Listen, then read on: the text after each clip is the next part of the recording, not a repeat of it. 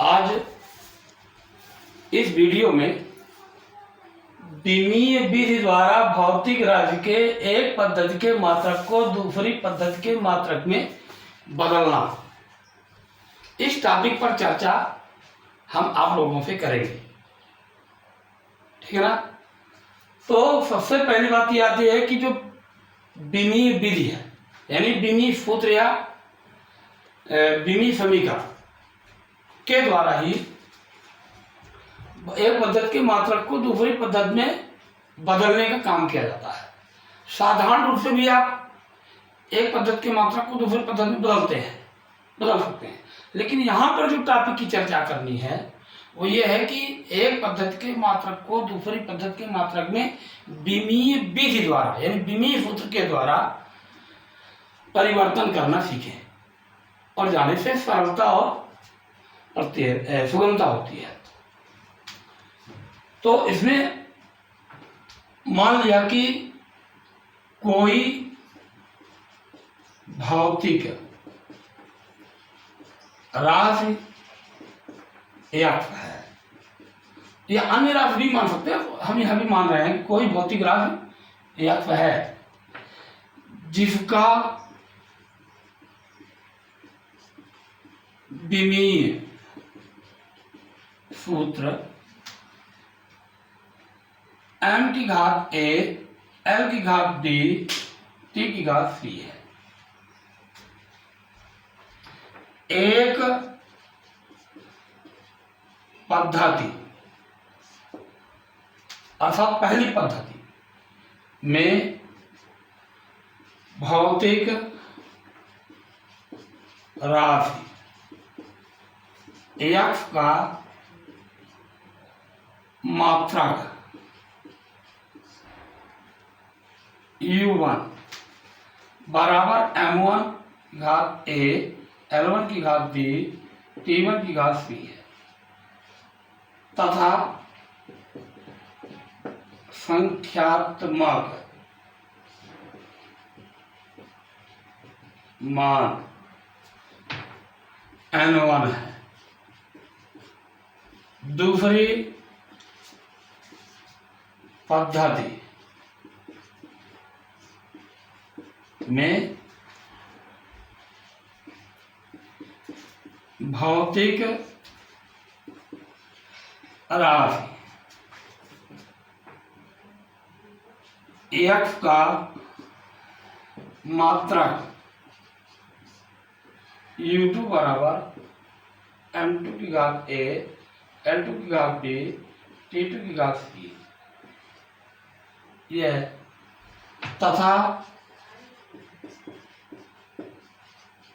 संख्यात्मक मान n2 है। यानी जो मात्रक यहाँ पर u1 लिखे हैं ये भौतिक राज्य का व्युत्पन्न मात्रक कहलाए u1, जो मूल मात्रक m1, l1 और t1 के पदों में दर्शाया गया है। इसी तरह से दूसरी पद्धति में भौतिक राशि f का मात्रक व्युत्पन्न मात्रक है u2, जो मूल मात्रकों के रूप में m2 की घात a, l2 की घात b, t2 की घात c के रूप में दर्शाया गया है। संख्यात्मक मान n2 है। तब इसमें सूत्र है n1 u1 बराबर n2 u2। n1 यहाँ पे रख देंगे, कितना हो जाएगा n1 पुस्तक करके m1 की घात a, l1 की घात b, t1 की घात c बराबर n2 पुस्तक m2 की घात a, l2 की घात b, t2 की घात c, यह आपने मान लिया। n2 बराबर हो गया n1 m1 की घात a, l1 की घात b, t1 की घात c पट्टे में हो जाएगा m2 की घात a, l1 की घात b, t1 की घात c, ये हो गया। इसी को आप और आगे श्लोक में लिख सकते हैं n1 m1 बटे m2 की घात a, l1 बटे l2 की घात b T1 बटे T2 की घात C है। किसी भी भौतिक राशि का एक पद्धति से दूसरी पद्धति में परिवर्तन करने के लिए इस सूत्र की आवश्यकता होती है। यानी जो ये सूत्र ये लिख दिया गया है, इस सूत्र के द्वारा एक पद्धति के मात्रक को दूसरी पद्धति के मात्रक में बदला जा सकता है। ये जो है इस सूत्र का उपयोग आपको करना है। अब इसी सूत्र के आधार पर एक प्रश्न लेते हैं और उस प्रश्न पर चर्चा करते हैं तो अधिक समझ में आएगा। तो हम प्रश्न की चर्चा कर रहे हैं, तो प्रश्न लेकर के बता रहे हैं आपको। प्रश्न है पानी, क्वेश्चन, पानी का घनत्व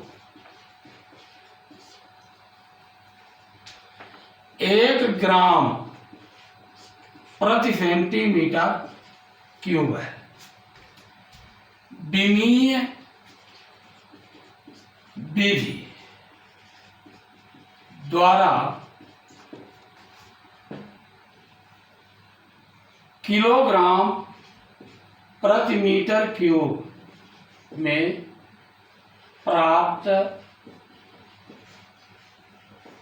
कीजिए। प्रश्न है पानी का घनत्व 1 ग्राम प्रति सेंटीमीटर क्यूब, तो विमीय विधि द्वारा किलोग्राम प्रति मीटर क्यूब में प्राप्त करना है। तो बहुत सरल एकदम है। हल इसका हो जाएगा, सबसे पहली बात तो घनत्व की बात की। यहाँ पर जो भौतिक राशि वो घनत्व है, तो यहाँ पर आप सर्वप्रथम लिखेंगे घनत्व का विमीय सूत्र ml की घात -3।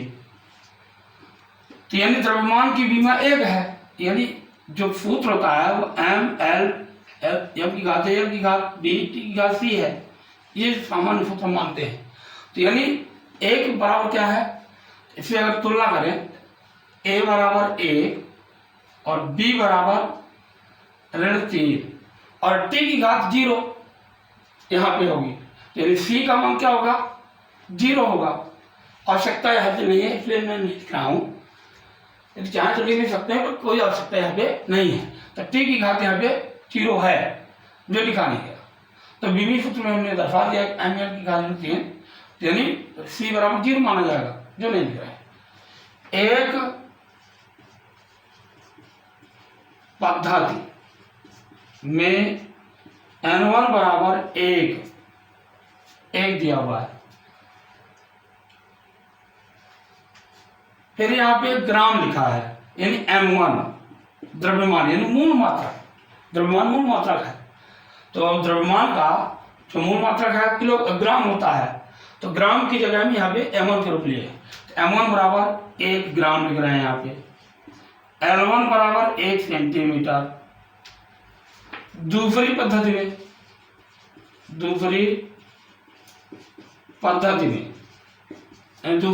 में किलोग्राम प्रति मीटर क्यूब, यानी M2 बराबर 1 किलोग्राम, L2 बराबर 1 मीटर, N2 बराबर क्वेश्चन मार्क, N2 आपको क्या करना है। तो सूत्र हो जाएगा N2 बराबर N1 M1 बटे M2 की घात A, L1 बटे L2 की घात B। यहाँ पर T1 बटे T2 नहीं ले रहे क्योंकि विमीय सूत्र में नहीं है। अगर लेंगे भी तो उसकी T1 बटे T2 घात 0 होगी, कोई आवश्यकता नहीं यहाँ पे। तो इस तरह से हो जाएगा। तो मान रख दीजिए, मान रखने पर तो N2 बराबर हो जाएगा 1 गुणे 1 ग्राम बटे 1 किलोग्राम की घात 1 सेंटीमीटर बटे 1 मीटर घात -3। इस तरह से क्या आ जाएगा, N2 बराबर 1, फिर यहाँ पे आ जाएगा 1 ग्राम बटे में 1000 ग्राम क्योंकि किलोग्राम को ग्राम में बदलना, क्योंकि यहाँ पर ग्राम को किलोग्राम में बदलना है। तो ये तो 1 ग्राम को लिख सकते हैं 1/, यहाँ पे लिखिए 1/1000 किलोग्राम बटे 1 ग्राम, तो फिर 1 किलोग्राम। क्यों? क्योंकि ग्राम को किलोग्राम में बदलना है, छोटी इकाई को बड़ी इकाई, इंटू 1/100 सेंटीमीटर को मीटर में बदल रहे हैं यहाँ पे, बटे 1 मीटर। तो ये घात ऋण 3 हो जाएगा कि मीटर से मीटर, किलोग्राम से किलोग्राम कट गया इकाई। जब इकाई कट जाएगी यहाँ पे तो ये आ जाएगा M2 बराबर 1/1000 गुणे 1/100 की घात ऋण 3। इसको लिख सकते हैं 1/1000 गुणे 100 की घात 3। इसी को आप लिख दिए 1/1000 गुणे 100 गुणे 100 गुणे 100। ये आ जाएगा M2 बराबर आ जाएगा 10 की घात 3, यानी 1 2 3 कट गए, तो ये बचा 1 10 की घात 3 1000 आता है। अतः 1 ग्राम प्रति सेंटीमीटर क्यूब बराबर 10 की घात 3 किलोग्राम प्रति मीटर क्यूब। ओके।